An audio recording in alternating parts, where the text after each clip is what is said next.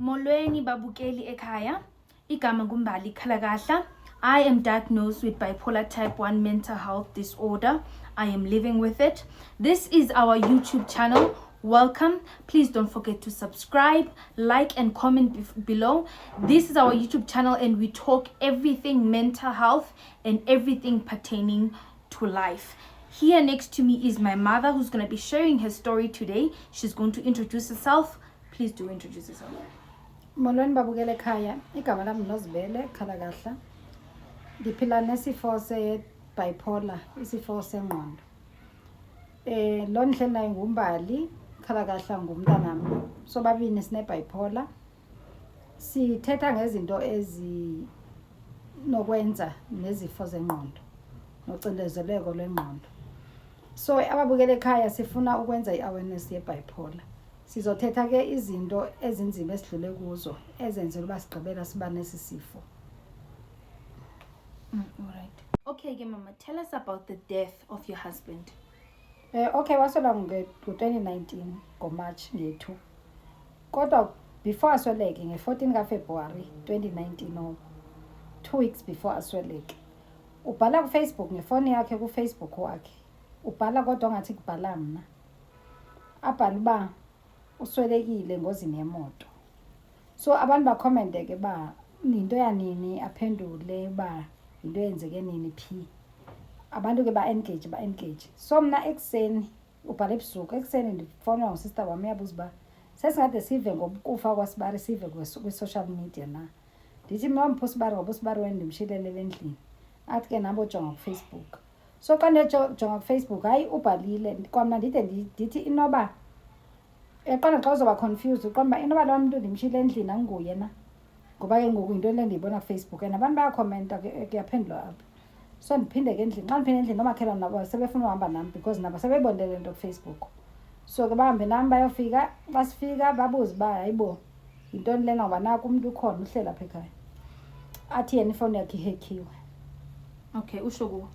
Utsho kwaba bantu kaloku ndifika nabo. Oh, okay. Uba ifoni yakhe ihekhiwe nguye lo bhala pha. Ifoni yakhe ihekhiwe. So if someone hacks your phone angabhala ubufile instead of going to your bank account and withdrawing money? Ayikho loo nto levela, akho mntu angaba hack uFacebook wakho for what reason? Why would someone hack your Facebook in the first place? Especially if umuntu akayo criminal ezofuna uku-inbox abantu bafuna imali. Azobhala ngokufa. It just doesn't make sense. It didn't make sense. Yeah. So and then athi ke ngoku base xa sebehambile abantu ngoba umuntu wakho yamazi ndithi yewena ubhalele into oyibhala pha kuyibhalelana. Athi ke yena ke you won't understand now but you will soon understand. So yimpendulo endayifumanayo, you won't understand now but you will soon understand. So uyambona uyavuma uba nguyobhalile. Yeah. Luckily ukhona umakhelwane wavumayo ukuyibhalile. Although abanye abantu wathi ifoni yakhe ihekhiwe, but ukhona umakhelwane wavumayo ukuba nguyobhalile kuFacebook. So idlulekeleyo phakathi wangoku abhale kuFacebook nokuba nokusweleka kwakhe wenza into ezingaqhelekanga nje apha endlini. Xa ngaba ndingene ekamereni ndamthandaze akazoba sangene ekamereni uyoncamela ulala esofeni or alale kwenye ikamera. When did that start happening? After ibhale kuFacebook. Okay. So ngenye imini wayothenga iinkukhu eziyi-10. Iinkukhu eziyi-10 eziphilayo. Ndiyabuza nantsi iinkukhu ezininzi kangaka ezozithengayo ezitheni. Inyama ikhona ngasendlini wathi ufuna inyama efresh. Ndithi iinkukhu eziyi-10 phakathi hayi uzozihlinza yena azixhutha azifake efrijini. Ndathi ke you better do that because mna xa ndixhuthile inkukhu andiyidli. Athenga iinkukhu eziyi-10 sihlala sobabini, just the two of us. Azihlinze azixhuthe. Ndiyafika uxhaphile igazi uyalidla, uxhapha igazi lenkukhu ele belihlinza. Imelgazi ulidla liphekiwe noba liphekwa liplaza. Uhlinzela inkukhu azihlinzela edishini. Ezihlinzela igazi chithela pha lichithela eziyi-10. Wadle lo gazi. Ndifika uxhaphile udle lo gazi. Zange mna ndayibona konto. Thina siba abantwana sibancinci sasilibilisa sifaykiwe silidle. Sisenza sikhuzwa kusithiwa igazi adliwe. But sasilibilisa sifaykiwe. Libe ngathi sisibindi. So nandiqala ukubona into enje. Ezo nkukhu ezo ezihlinza kaba it's just that I can't keep track of the days. Kwase ukufutshane ba asweleke ngoba ezo nkukhu ezalungiselela abantu ababezovela kuswelekiwe. sagqiba khona apha exhaphweni elogazi wafraya iingila izibindi zenkukhu eziyi-10 namaphiko wazidla wazigqiba yedwa inkukhu iingila Ezi-10 nezibindi zenkukhu ziyi-10. yes namaphiko wazidla wazigqiba yo so izothi ke ngoku into kuthi ngosuku azosweleka nge-1 kaMatshi umtshana ayisuselela athi ye malume ubhalela ntoni kuFacebook uba uswelekile or wofuna ubona uba abantu bakuthanda kangakanani athi engaphe ndithi mna uyandixaka ngoba ubonana ngathi uredi ukufa yinto le yenza uba abe redi ukufa kodwa nomntwana one-11 months kunobaphendula umtshana uba why wayibhala kuFacebook but uyabona umtshana uyayazi uba kwabhala imali wakhe kuFacebook but uyambona uba naye futhi akayimphikisa umtshana uba mtshana akundim nje ndabhala phana yayihekile ifowuni yam indaba yokuheka yaxelela abantu bangaphandle zange ixelele abantu bangaphakathi kumi wayivuma uba kubhale yena kumtshana wayivuma uba kubhale yena because umtshana wathi kumalume wobhalela uba kuze kuthini kuFacebook ufuna ubona naba abantu bakuthanda kangakanani you understand wafama amlungisa lo kathi mtshana akundim ndabhala pha you understand instead wangayiphendule wazophendula xa ndisithi mna njalo nomntwana ona-11 months utheni na wena wase wangathi uredi ukufa wazothi yena uredi ukufa omntwana kufuneke omntwana ufuna ndimthathe indoda endizoyifumana ndithi nabantwana ababini uyambona lo mntu uba wendiyuza ephila ufuna noba sefile mandiqhubeke ndimondlele umntwana ndandike ndamthuma uba makayozalisa umntwana wamfumana ngaphandle umntwana wamfumana ngaphandle so uthi xa seswelekile uzogada umntwana amfumene ngaphandle komtshana bese ndiyamondla yo okay ke kwezo ndilungiselele ke Durban ngaloo mini athi yena ucela uhamba nam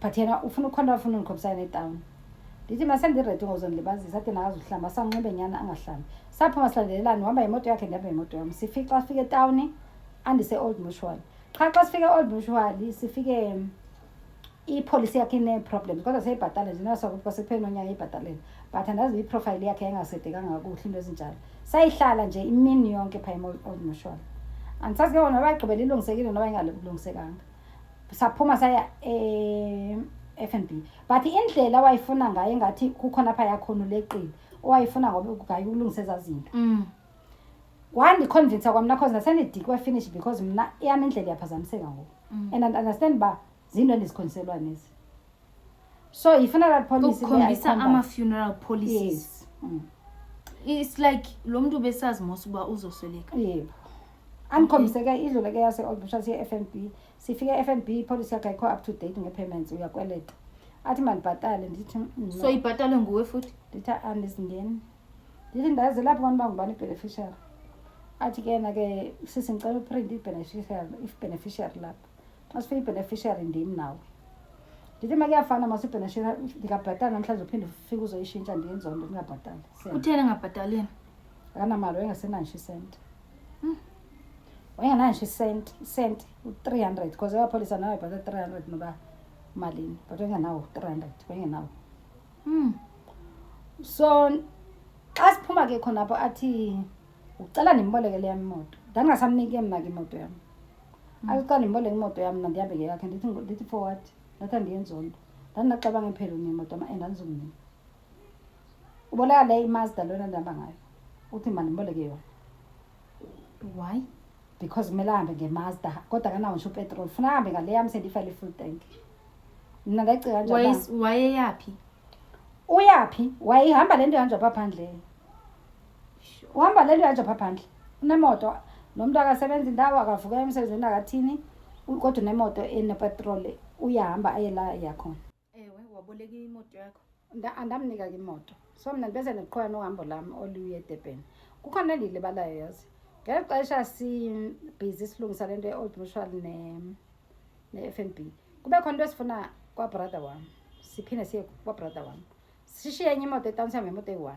sesihamba ngale yam ngoku imoto kodwa kudrayiva yena xa siphuma kwabrother wam sapha sangena engozini a very big ingozi kwabrother wam sekoneni so xa singenele umgwaqo thina imoto uyayibona but uyibona seyikufutshane sithi xa singena ibiqhamuka imoto xa iqhamuka ispeedile umuntu angehlisi nokwehlisa ispeed ongathi akasiboni at all ngathi sibonakala ungathi akaboni ngoba khona imoto emgwaqweni ndithi ngiyayibona le moto lapha emva kwevele uphumele ecaleni because thina sihamba kancane sigqiba ujoyina umgwaqo ndithi aphumele ecaleni yedlula esanda kugqiba nje uphumele ecaleni yasala ishukuma le imoto sikuyo indlela egijime ngayo emotweni ndim nguye nomntana sister wami ongawugqiba 2 years yo masifika ingozi yokuqala leyo on the same day asifika etown shitshana imoto ndithatha imoto ndibheke eDurban sekulate phango 5 ndithatha imoto ndibheke eDurban yena uyasala angaba ndisaphumeni akagqibe ndisho u30 kilometers ndiphumile etown imoto yaveleza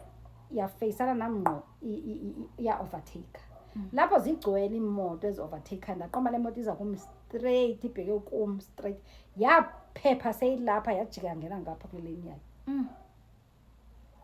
within a blink of an eye la moto izongena kuthi kube i-head on sikuphele ngathi ndibona ingozi yesibini moselena le ixesha ukwenzeka ngosuku luyona ngenge within few minutes few minutes not even hours few minutes ngithandaze ndithandaze xa ndiwele ePort Edward nansi enye ingozi phuma ivili kwenye imoto lagrola liza kum straight libheke kum straight ku-windscreen ndazi kwama ndaphepha kanjani because ndave ndacimela xa ucinga ezi accidents zasenziwa sizofika lapho masigcithe okay sihambe sendihamba ndithandaza ngendlela seziyi-3 accidents within less than 2 hours seziyi-3 accidents ndidrive mandifika kwi-toll gate seyalila ke ngomntwana lo ndihamba naye sefuna uba ndizombeka apha ngaphambili ndifowunele umyeni wam ndithi indlela ayililayo lo mntwana and siphathisa saba sengozini eziyi-3 and indlela ayililayo lo mntwana ndiqhela uhamba naye akahluphi kwayena ndimbeka ngemva azihlalela lala avuka lale akahluphi but indlela ayililayo ngoku avela athi wena somoya mbeke ngemva lile uvela ungathi umva uqhuba uyofika eDurban masofikile bengona umoya yayo endiqona wami mna andizokwazi uconcentrate ndimthathe ndimhlasa phambili hleza phambili sihambe athule masengaphambili because wakupha ngemva wangathi khona into ayibonayo umntwana masethlela pha ngaphambili endleleni sekuthandaza naye umntwana athi Jesus in the name of Jesus umntwana less than 2 years because umoya wengozi wawuhamba nathi wawungathi lapha emotweni sekuthandaza nomntwana less than 2 years athi andithi ndiyathandaza ndithi in the name of Jesus kwanjani siyathandaza she's repeating after you yes but uba abantwana they can see bad spirits ayisihambe xa ndifika sendizofika inoba sekusele I was in just before Hillcrest ndandingayazi mba u-automatic lo imoto in motion umntwana uyakwazi uba angashintshi igiya kudriver libe ku-reverse shintsha wadonsa ndicinga uba ngumntwana walidonsayo ungafasi uba kwakusisilwana ngangumntwana because what is this umntwana less than 2 years angadonsa igiya and imoto in motion I have never tested this but ndiyarhayoke ndiyiteste into yoba imoto in motion yes ishintsha kanjani ndisho ngathi uyalidonsa igiya automatic awukwazi ukutshintsha igiya ayimelwanga ukushintshwa giya igiya ushintsha xa umile ufake ureverse ufake udrive ufake uphakhe awukwazi ukushintsha igiya uhamba but lakwazi uba ke lisuke ku-drive lize ku-reverse ndireverse ndilandwa amapolisa acishe ungena emva kwami kwanceda uba imoto yamapolisa andiyanoyinoma emergency breaks or what sure and ngokathixo amapolisa athi ubacishe uba nditshayise avele aphepha abona uba nditshayise angaqhubeki nendlela yawo maybe ayigijimele into ayigijimele ukuya kwisine or whatever ingozi yesine le in few hours ukuya eDurban is 3 hours kusuke ekhaya uya eDurban is 3 hours or less ndiyofika endlini xa ndifika endlini ndimfane umyeni wami sihambe kakuhle kodwa ingozi siphathisa ngeengozini ezi-4 including le yabe kusakhona nawo hayi ke ingabi nangxaki onto ndithi wena uphi athi naye ndisendlini ndiyahlamba ndithi uyakhomba ekuseni khaya ndihlamba ndiyahlamba thithi mna okay no problem hayi ndilungisa into yokutya nditye kube khona lethi mandimfowunele xa sendifowunele ifowuni yakhe iyaringa isamanje kungo-11 ebusuku zange ndilali kwamna ndimfowunele kwangalaluleki ndimfowunele ungathi I'm feeling about there's something wrong that happened to him usually I don't even bother to call him that much uba ndandifika endlini ndamfowunela ndamfumana there was no need for me to be keep calling but namfowunela wade wasaphandle fona isabanjwa. But why were you calling him so often? I was feeling like there's something man I don't know if you understand what I'm saying. Ongathi someone is in danger. The gut feeling. Yes. So zange ndilale kwam nekuseni ndavuka sahamba ngo-5 saphuma ngo-5 endlini ndandukwam somewhere in Durban. Asendleleni ubrother wam omdala ndifowunela athi ugqibane ndithetha noSibari. Ndithi ke magqibela izona ngabo-10. Athi yena khona umuntu ondifowunelayo othi ubona imoto efana nekaSibari isengozini. So kho kumzame. Ndithi okay ndibhake ecaleni ndimzame. Ngimfonele iringe futhi ingabanjwa. Ndifonele ubrother wam ndithi ke mna ke khawubheke phaa kwami imoto yomyeni wami ikhona na. Uyabona xa kwakhe athi ayikho. Ndifonele usister wakhe ndithi makahambe ombheka. Ubukhona nendlini. Sister wakhe kahambe ngumuntu ombheka. Mina ndiqhubeke ndidrive siye eDurban senze izinto. Uba sister wakhe asabuyele ngoku ndithukuthezeke liphele i-hour kucaba kuya ku-2 hours akabuyeli. Sendamfonela ifoni xa ndimfonela ifoni ibanjwe ngumyeni wakhe. Athi ayisibari kuyofuneka uvele ubuye umyeni wakhe besengozini yemoto. Wawuyokwenzani eDurban? Andiyokwenza izinto zebusiness. Oh, okay. So athi ke umyeni wakhe ungene engozini yemoto usesibhedlela. So sifuna ukuya nawe kufuneka uvele ubuye. Okay. Ndixelela uba ingqondo yami ivele igijime yokazi bakafanga nakube badlala ngami ngoku kwavele ngobathi usesibhedlela. Eqona ingqondo yami yabalisa akafanga na first of all. Secondly ndavenda liba noma imoto ndipakephi kwavele ingqondo yami yangathi ihamba. Ndifuna ukufonela abantu mana apha efonini sendilibele ndisho igama lomuntu contact engamdayala the way endandithuke ngakhona. You were shocked. And ndithuswe yintoni ndithuswe zezi ngozi bezifuna ukusilandela kangaka eziyi-4 and then yena ugqibela ube sengene i-accident. Ndiyazibuka bekuzingozi zantoni ezi and ezi ngozi bezindifuna mna ngoba kaloku sasizishitshile imoto yena sehamba ngeyakhe ndihamba ngeyam kodwa nazi eziyi-3 more accidents cishe ungena kuzo. Ndiyayibona le ngozi nami bendifuna. Understand? Le ngozi nje nami ibindifuna phansi phezulu. Hayi ekhaya bavele bani-organizele ubrother wam makandilande shuthi bavele bayibona ngani besakwazi ukudrive. Hayi ndivele ndibona le nto ndilandwa ngumntu uba hayi mandiqhela uzidrayivele umuntu olimeleyo sesibhedlela ndilandelwane. Xa ndithi ndiyathetha nalo uyandiphazamisa uyandicokolisa uzama undidistracta. Hayi ndihamba ndiyofika xa sifika etawuni nantsi ifemeli ayikho xa ndifika etawuni akusayi kwasibhedlela ngoyo endlini emveni ndibona uba lo mntu ubhubhile. Xa sithatha utata etawuni ndivele ndibona apha ebusweni utata uba lo mntu lo abhubhile. Hayi ke siyofika ke masifika. He died in the accident or on the scene or he died at the hospital? He died on the scene. It was a head-on collision. Nomfana abatshayisana naye waseleka on the scene. They both died on the scene. Oh my God. Wayihamba ne-side check ke. I-side check nayo yalimala kuloo ngozi.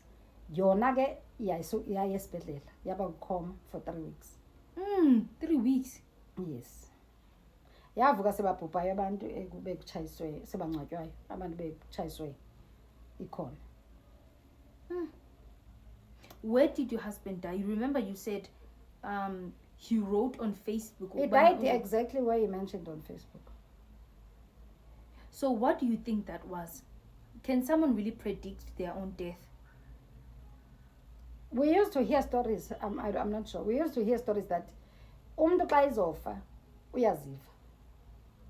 Kukhona into akuthiwa umuntu uyayalela andaba kuyalela uyayalela like athi xa ndinokufa ndicela iinkomo zam nizithini into yam ethile niyithini into yam ethile niyithini. You understand?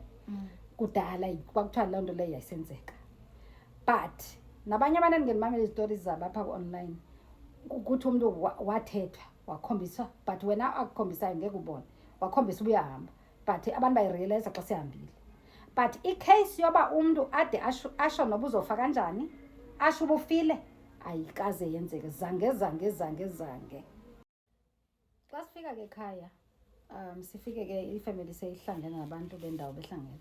So into engazange ngiphathe kakuhle kuba umuntu owayithunyela uba makethule umbiko wasukuma ngumuntu omdala but wasukuma wathi umyeni wakho uswelekile ngozini yemoto ehamba nentombazana.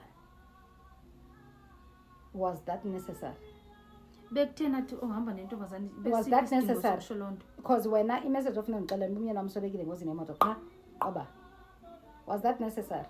So gqiba because I did not cry, people were saying uvile kodwa wayengalili nokulela shuthi wafanele bedramatic ndithi yo ndibe all over the place ndiquleke mhlawumbi. How were you feeling and what were you thinking when you heard the news? I think God helped me to prepare my mind because mna when I was called kwathiwa usesibhedlela basilinde wena ukuyasibhedlela ndabona lapho uba something is not right, lo muntu ngeze buswelekile. Yayibona ingqondo yami ngiyagijima yathi lo muntu ngeze buswelekile. And then kubuya nalento abayibhale kuFacebook, kuphinda kubuya izingozi nami ezindilandelanga, kuphinda kubuya another thing, le nto ifamily yami isenda umuntu omakandidrive uba this is serious. And xa sifika etawuni asiyisibhedlela siye ekhaya already sendiyayazi mbuswelekile. Yayibona bona bavula umlomo nje bangixelela already mna uThixo sendincede ingqondo yami i-prepared. And lo wayisethula umbiko wayefuna ukunibulala. Wayefuna ukunibulala ngoba umyeni wami ufile engozini yemoto okokuqala. Okwesibini ufile ehamba nentombazane. That information was not necessary. Anyway, I was going to find out because vele ikuma andizikwathatha ama-statement amapolice ndandizoyibona loo nto leyo. There was no need for that person to tell me that. Okay, masidluleke kuye. Uyayazi uba wayenzela ntoni loo nto leyo, but masidlule. So immediately after that sekuyongena meeting yoba umngcwabo idate yomngcwabo nto ndifuna kuba alethwe abantu alethwe izihlobo. Into xa emeetingini kuthiwa idate ifuna ibekwe ndim because ndibenza ungcwaba. Lapho ndiyayicinga uba ndim endizongcwaba idate mayiphume kum because bona ngebakhipha idate ngoba imali izophuma kum, ngumntu ozaziyo ubuzoba ready nini ngemali okufuneka abeke idate ondim. Ayinangxaki leyo. Ndibe ndiqomba he lo mntu ngoba ndisa kwipolisi eyondikhombisa ipolisi izolo. Mna lapha ndinakwapolisi andinakwapolisi andimkhavanga kwamna. You understand? Nama ndizikhavanga mna kuqala. Uba ndandifile kulaa ngozi nje kwakuzoba i-disaster. Andizikhavanga mna kuqala. But ndicinga lo mntu ebeyondikhombisa ipolisi. But I'm not sure, I was not even paying attention because ingqondo yami yayisedurban because uye ndilibaselana. Ipolisi yantoni ondikhombisa yona ndingekilinde. Understand? So ndiyayicinga uba wait. Wabhala kuFacebook uba uzofa ngengozi yemoto and uzofa nini. And he died just like that. Just like that. Bese before the day he died, wayondikhombisa amapolisi. What do you even call that? And I don't even know what to think of that. Uba nguThixo lo wamkhilela kanje hayi wamkhilela kuhle. Do you think it was even God or something else? Sizofika kuloo ndawo. Sizofika. We are going to get there. Alento ke caba ndimenza ongcwaba. So sendiyayicinga ngolento uba ndizongcwaba. Hey, kuningi man all at the same time, kuningi ndizongcwaba. Hayi except akucinga police zakhe khona bengabhatalwanga ndangafuna uyibhatala. You understand? Le yase Old Mission ibinengxaki nayo futhi I was not even paying attention and then bayagcina resolve ingxaki or what. Ingabi namsebenzi ke loo nto leyo. Ndipreparishe ingqondo. Fanele lo mntana esasihlala ndithi mandibhele i-ID yakhe because enye i-ID yayi ndandingayiboni because emotweni kwafunyanwa i-license, there was no ID. So kwakhona i-ID yakhe yabona ezi green bar eyayise-Durban, then yena wasene-smart ID. So wayifumana ngumntwana eDurban athi nomavela abuye nayo. So ayinangxaki loo nto leyo. So into yayandixaka umntu ke ayo-identifya emakhazeni asesibhedlela xa izoshintshelwa to niyakwa-forensic niyombona umntu xa izoshintshelwa to your private amakhaza. Okay. So xa siyambona phayana ke andibuze ubhuti wakhe uba makoti uzongena. Ndithi mna ewe ndizongena. Ndandifuna ukumbona because ndandinala mentality yoba ndiyafuna mani umbona uba ingozi leyo ube njani, yinto le adasweleke. Yaqala ndandifuna i-closure, I think. So ndifuna umbona. And you haven't cried? I haven't cried since. So xa ndimbona into yandixakaya uphuma igazi ongathi ulimala ngoku. It was walimala Saturday. Ewe. Tuesday namhlanje. Usaphuma igazi. Uphuma fresh blood like ulimala ngoku ongathi ulimala ngoku. Blood is fresh like. Kaloku umuntu xa isemakhazeni mosi befana uqinile, dried up. It was not the case. It was not the case. kwakhomenta unkosikazi kabrada wami endanihamba naye wathi yho hayi ngeke usibari uthotyula thena ligazi thena wasaphuma igazi yayibo naye eziphahlukelela uthukile uba into enjena siyazi usaphuma igazi after 3 days after 4 days 4 days Saturday Sunday Monday today is Tuesday oh my god uphuma igazi okay sigqitheke lapho uyaqamba mna ingqondo yaziregister zonke izinto ayinangxaki ke leyo I'm living something uba ndimphupha esithi ndandingalaliki but if I sleep low 30 minutes low ndimphupha esithi engathi uyeza kum uhamba ngeenyawo zombini ndithi mayibo bekuthiwa nje ulimele noba ubusindile ubungasoze ukwazi ukuthini ukuhamba phinde ukuhamba ngeenyawo zombini athi ke ndike ndalimala phi mna ngoba nabo abantu abandithathileyo xa ndibabheka abantu abamthathileyo ndibona ubhutakhe lo wesifazane ngamboni ufihlekile apha phezulu ngamboni bangibani andithi silele apha xa kusweleke ifamily yonke lapha xa ekuseni xa ndisithi naye le milenze bendiyibona pha sendiyibona pha ke ngoku unkosikazi naye le milenze bendiyibona pha so what do you make of this dream what do I make of this dream? The dream is just clear. The dream was just clear. I never needed to interpret anything. The dream was clear. And khange ndife engozini yemoto mna nabo abantu abandithathileyo. Then I go back to the 14 February. Ezibhala ubuswelekile engozini yemoto. Already laa mntu wayengasekho apho wayesethathiwe. Only God knows who was operating his phone. You understand? Yeah. Because uthi andifanga ngozini yemoto mna nabo abantu abandithathileyo. So ngubani ubhale pha uba ndife engozini yemoto xa yena esithi ephupheni andifanga ngozini yemoto.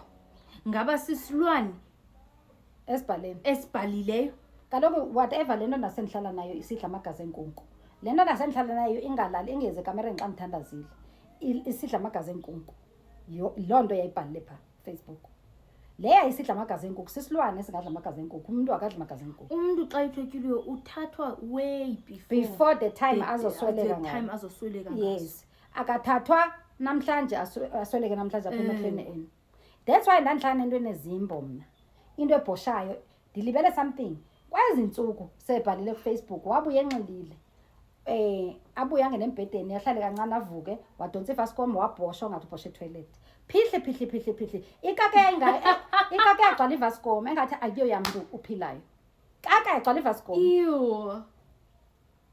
kake yagcwala iFascom mishuba mna ndasendihlala nomuntu onezimbo njalo wadonsa iFascom wabhosha uba ndandingamrekhodanga ngakusasa wayezophika athi khangabhosha ndamrekhoda ndandisithi uzotrenda wayexutha ifoni wayidelete ividiyo futhi akwabe yayibisekhona laa video cause bendizoyiposta wadonsa iFascom wabhosha ndisho mna into ebesendihlala nayo seyibhale kuFacebook uba iswelekile engozini yemoto ndagqiba ndahlala nento eseyiswelekile mna ngoku kwaFacebook yandenzela izimbo ezingakhombisi umuntu ophilayo wayesethwetyuliwe lo muntu ngokuhlala naye ayiba wayesethutyelwe umuntu ndandingasahlali naye ndasendihlala nesilwane ndasendigcinela isilwane somntu mna esidla inyama ukhona umuntu odla izojo izingaphakathi zenkukhu eziyi-10 ngexesha eli-1 axhafuze igazi leenkukhu eziyi-10 elibuhlaza ukhona umuntu onjalo wabesebhosha ke njalo ke izimba besezinjalo ke so ndiphinde ndiphuphe futhi ndiphupha ngathi ndineresha umzimba le wonke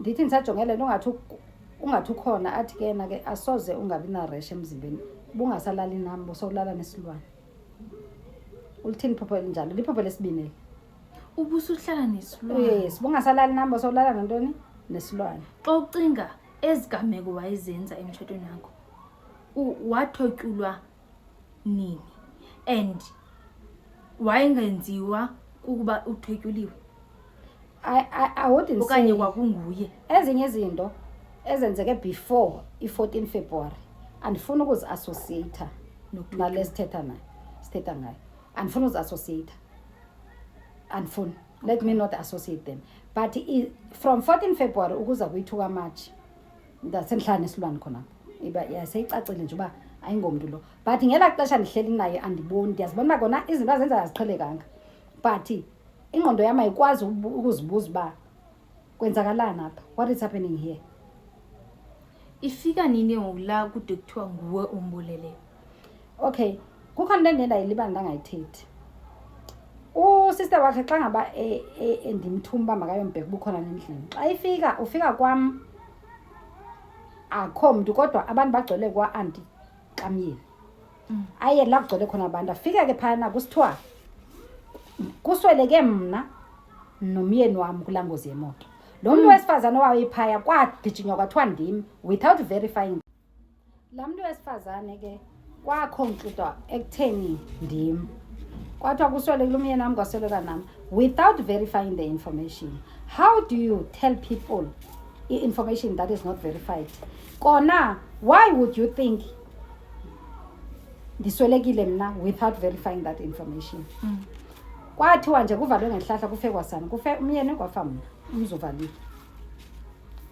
So xa ndiyijonga nami le nto zingozi ezi-4 endedlule kuzo few hours before myeni amasweleke.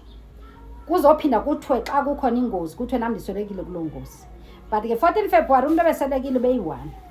But now xa kukhona umuntu wesifazane osweleke naye sekuthiwa ndim lo.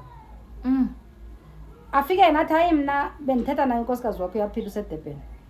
Kube ngona abantu bamuvayo ke baya kwam because kanti apparently ndisaphila. Otherwise they concluded uba mna ndisweleke nomyeni wami.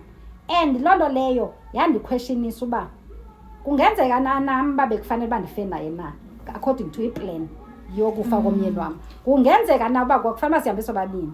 Ndiphinde ndikukhumbuze something. Umyeni wami wayikwazama ukwenza ingozi ehamba nami ezoyenza ngabomi 2 times. Kuphinda xa kuthiwa xa iswelekile kuthi usweleke nami.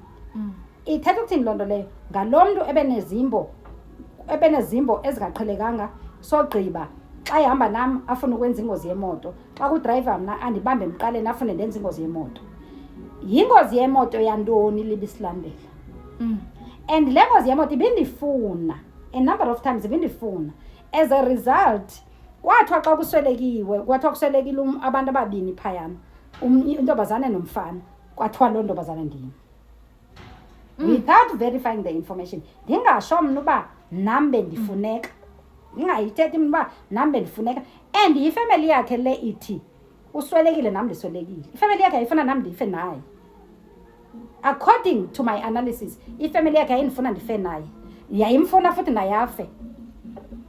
But nami yayindifuna ndife naye. Uba sasenzela ndazi. Ifika njani uba nguwe umbulele?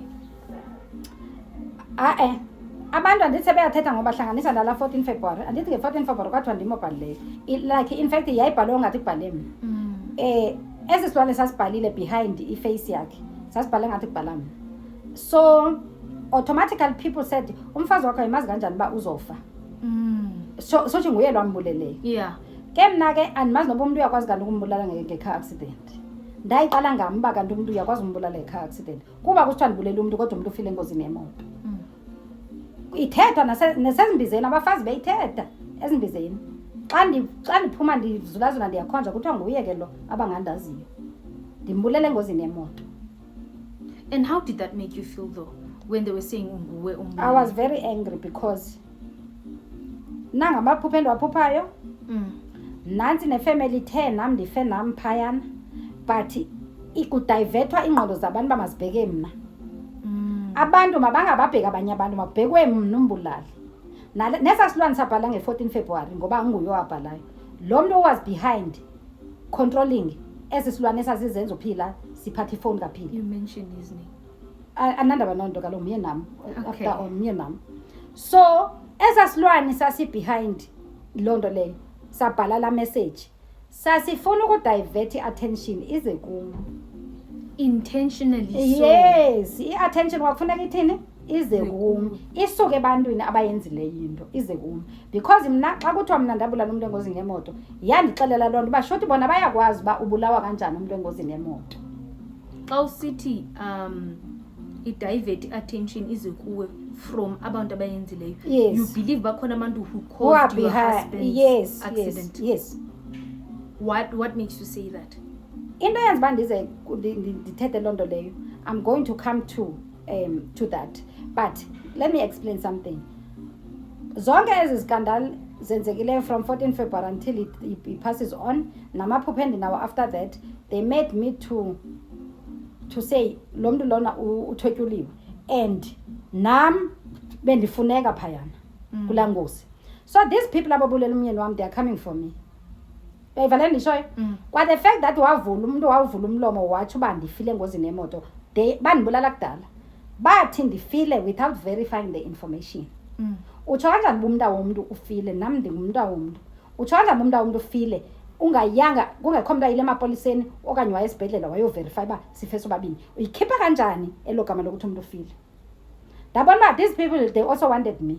It means I'm also still wanted. It's not like I'm safe ngoba sefile lo ndizolandela. Yamnika lo impression yoba nam ndizolandela. I was very angry njokokuqala because i-attention is on me, ndimombulele umyeni wami. Secondly, umyeni wami uthi naba bantu abandithathileyo khandife engozini yemoto.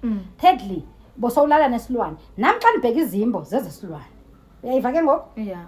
Xa ndibheka izimbo zezesilwane. Idluleke lapho kungcwatywe ngemini yomngcwabo. Umtshanakhe walila wade wasesibhedlela. Emkhombe sithi nakumalume. Umkhomba apha ngezantsi kwetende. Siyangcwaba nje umuntu uhlela lapha yena ubukela umngcwabo wakhe. Siyangcwaba umuntu uhlela lapha ubukela umngcwabo wakhe. Apparently xa uthotyuliwe uyawubona umngcwabo wakho. Kushiwa kanjani? Okay. Vele awufanga ndithi. Vele awufanga. So abamenzi bokubi bona abathakathi their process layer, it's exciting them. Yes, it is. It's their career choice. They love what they are doing. They know that is the most cruelest way to torture you. To torture you. To torture but you. not to kill you, but for everyone else to believe that you have died and to watch your own funeral. Yes. That's why iba excite abathakathi. They love cruelty. Yes. So apparently wayebukela umncwabo wakhe. Apparently wayebukela umncwabo wakhe. Yo. Ayinzima. But when do you even believe umuntu uyakwazi ukubukela umncwabo wakhe? Oh, I believe. You okay. know I believe. Okay. So I never believed those things until they happened to me. So okay, because I used to think stories. You know, into mayisenzeka phayana. You listen and say, this is just a story. You won't believe it until it happens to you. So what happened was wadlula ke umncwabo. Ekudluleni komncwabo zanikhalela.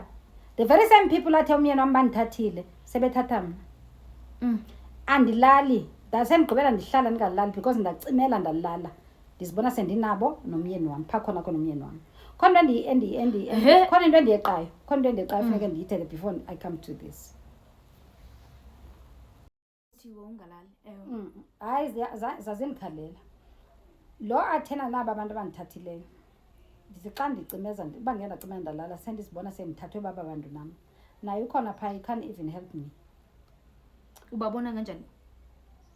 Ndibona sendinabo. It's like the minute I close my eyes and sleep, then spiritually I move and be with them. Okay. So I'm with these people, bayandibuza uba uhlaleleni ungazalanga uhambini. Ufile umuntu obuze ngayapha ohambini uhlaleni ungazalanga. Leyo ungazali ndizibuza uba abayazi na yona. Okanye bayazi kanjani? Uba uzali. Zange ndizala ndithi khona. Okay. But eyongazali nayo is a story for another day. Njengoba ungazalanga uhlaleleni, why ungahambi? Ufuna ukuphuma ngebhokisi na? Basho kanjalo xa uvala amehlo. Ewe. Nanku umyeni wami phayana, it looks like he can't help with anything. Naye ukhonqiwe la akhonqa khona. Wambona enjani khomchazi? Wayidabukisa. I don't know how to describe that, but he wayidabukisa. Elusizi. So welusisi. So I get apha ke ngoku andithi andisalali. Andisalali because ndiyoyika uba xa ndilala aba bantu ndiba nabo and bayandithotsharisha. Ndixelelwa ngokuthi mandihambe okanye ndizophuma ibhokisi. I-escalate into sekufika nditsho ixesha apho sebendixela uba ndizofa kanjani. Xelela uba mna I will just stop breathing and die. Uyiva kanjani loo nto uyiva? Bayandixelela. when I close my eyes immediately ndiba sengathi enhleli nabo. Okay. So they are telling me mna indlela ezofa ngayo I will stop breathing and die. Caba le ngozi zangisebenze. So I will stop breathing and die. So kwafika there was a day when I felt like I'm going to die. Ndaqalisa ndapha abantu izinto ndathetha i-message adlulisa i-messages ebantwini. Bheka yena indlela afe ngayo bhala ku Facebook. Now usuqala ukuphisa ngempahla. Yes. And then yonke lento enzeka on a Friday and yazi ba noba wasekuphela event ngihlambi because di somewhere. Seyihlelekele ndihle lapha ilindi lokufa ngokungaphefumuli ijikife. Hey utata afike ezifikele eziphumela enkonzweni kwaba ngithi kuba mayodlula lapha endlini. Abuye late enkonzweni ayodlula lapha endlini. Xa ifika engeke isimo salomuntu. Lo muntu uyashintsha apha phambi kwethu. Bamkhulu abemncane abemnyama abemhlophe abenentshebe abeyindoda abengumfazi. Ayibo utata khumbula uba kukhona umfo wabo wakwaShembe. Afone lo brother wami mabandithathe bandisekula umfo wabo.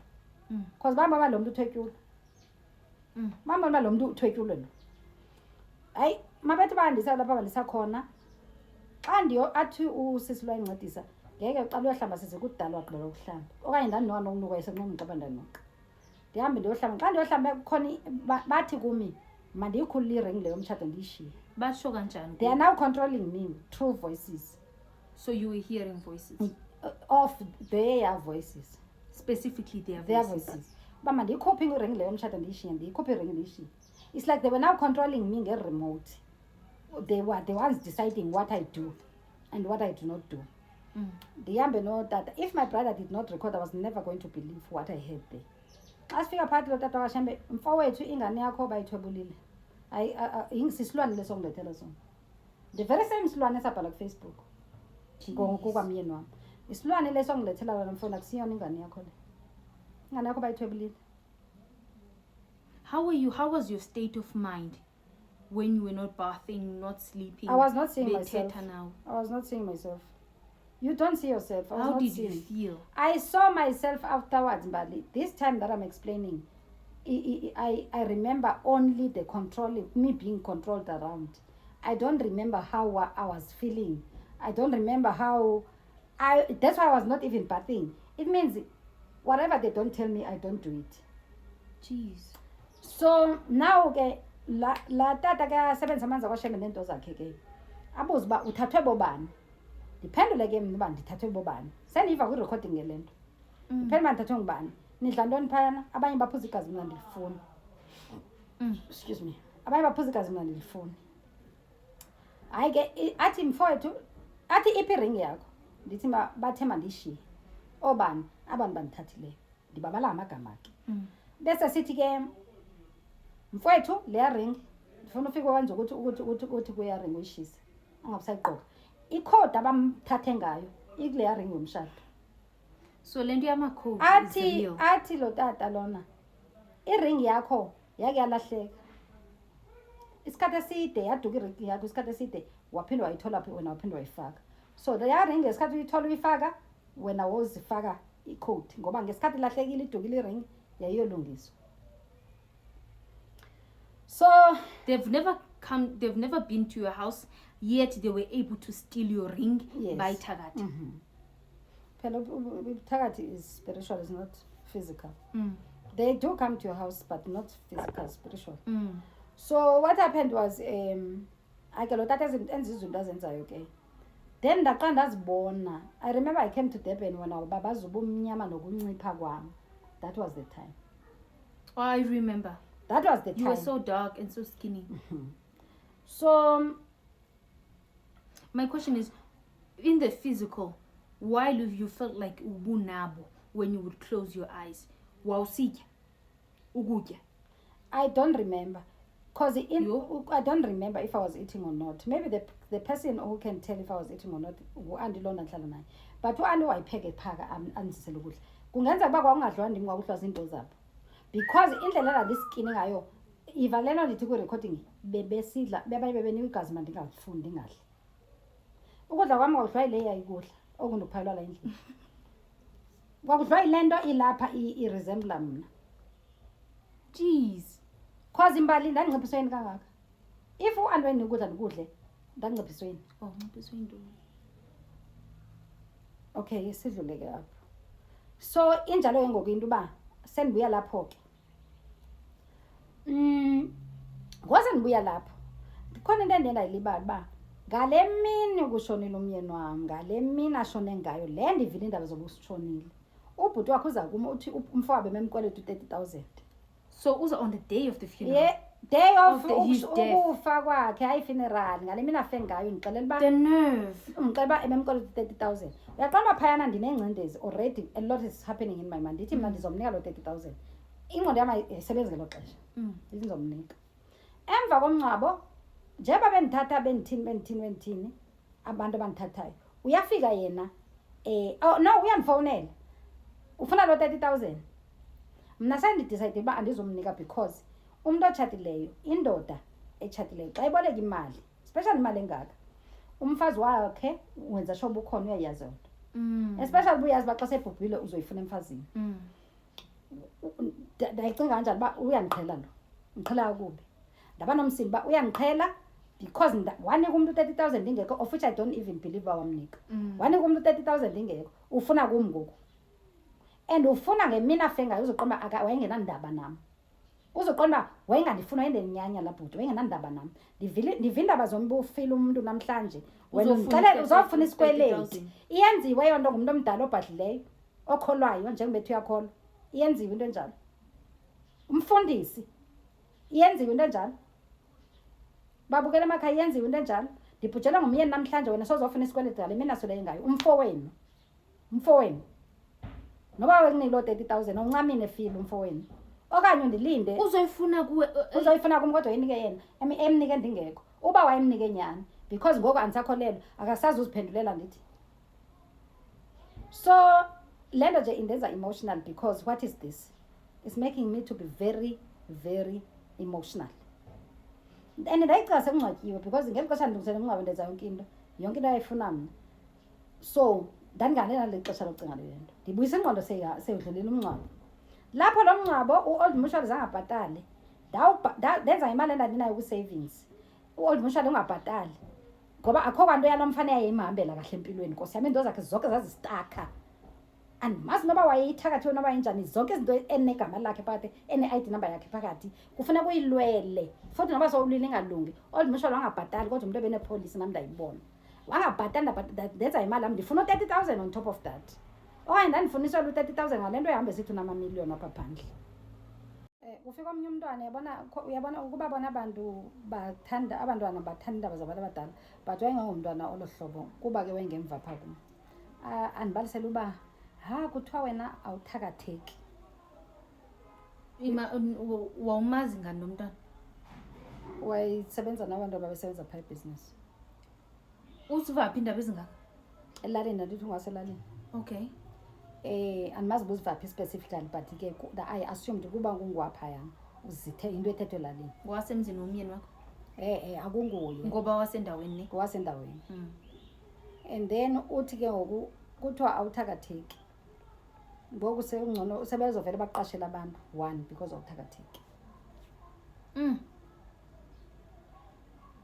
so impi is moving from spiritual to physical now yeah because awuthakatheki ndizibuze ukuba leyo ba andithakatheki uyithatha phi because azange ndabalisa uba ndiyathakathwa understand and when I was adding 1 by 1 plus 1 ndabona uba kuyathethwa somewhere vele because noba umntu lixoki kanjani ngeke avele azakhele into understand ngeke azakhele it's either yena uhamba nabo abantu basho ezi zinto isure la bahlangana khona or uyivile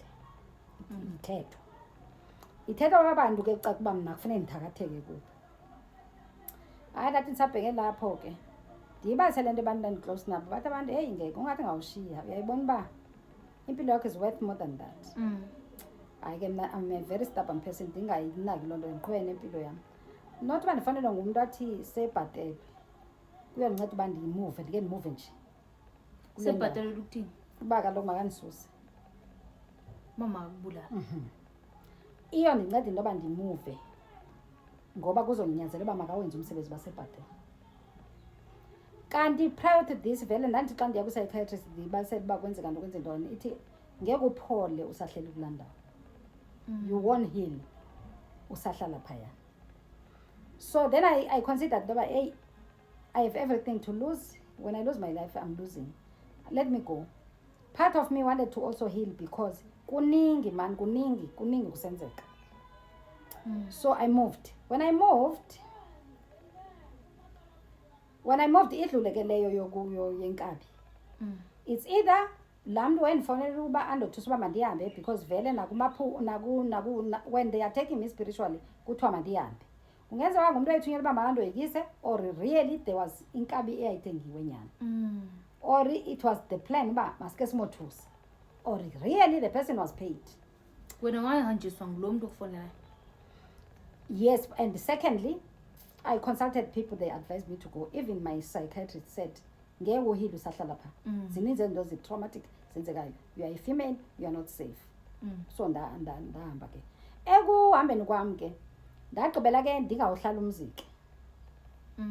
Njengoba ndingawuhlala nje umziki, sigqithe kuleyo ngawuhlala. Kugqitha how many years? After 5 years, 2019, 2020, 21, 22, 23, 2024, nothi ndifonelwe yifamily la ndanditshatele khona 2024 bandifonele bathi bafuna i-meeting funeke ndibuyile. Ndibuze mba ndi-meeting yantoni leyo kuthiwe apparently kunabantu abangalaliswayo ngumyeni wam othi zangancwabeke kakuhle. So i-meeting yeyoba kuhlalwe phansi kuvunyelwane kwenziwa umcimbi uzokwenziwa okanye arhuntsho. Because ndizothi kuzokwenziwa umuntu mayengabalalisa abantu abathile, not everyone, akabalalisa abantu abathile, inverted commas, abantu abathile umyeni wakho uyabahlupha abalali, uthi akangcwatyanga kakuhle, usho kubo, usho umyeni wami, usho kwabanye abantu uba angcwabekanga kakuhle, usho umyeni wami kwabanye abantu, akasho kumtshana lo uhlela apha endlini uba akangcwabekanga kakuhle, akatsho kumna nkosikazi yakho uba akangcwabekanga kakuhle, usho kwabanye abantu uba andakabalalisi futhi ke ngoku uthi akangcwabekanga kakuhle.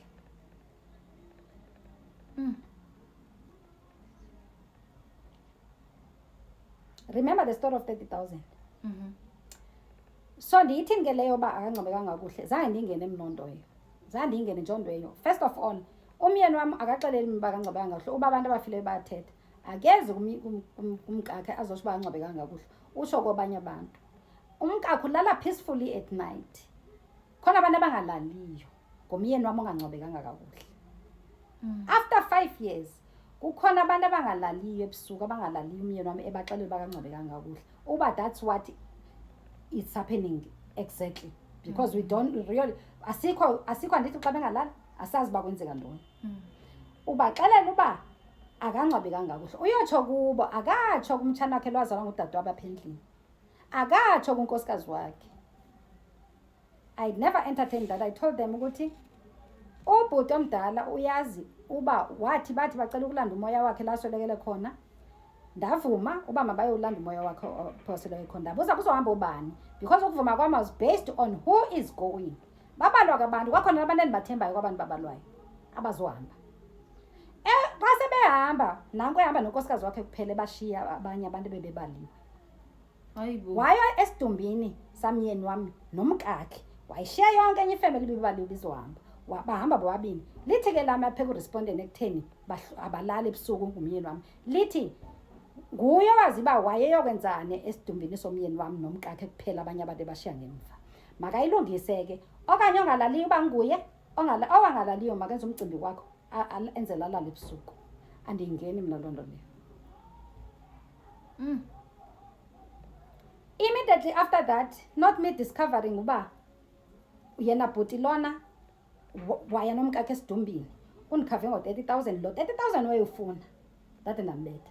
Undikhavile Old Mission ngo-30,000, I have proof of that. Undikhavile ngo-30,000 e-Old Mutual i-beneficiary umntanakhe.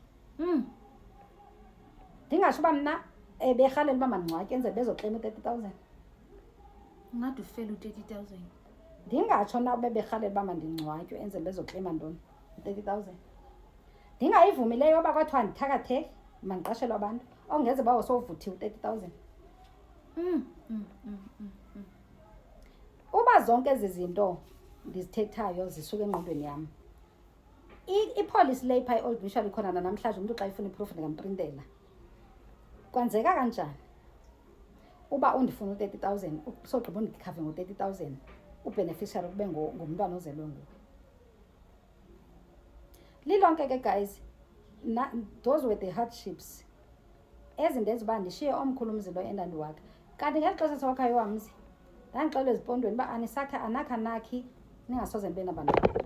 Ndingazi uba boobani aba banguThixo baziba soze sibe nabantwana. Basebesonqana nokuthi ningazuhlala.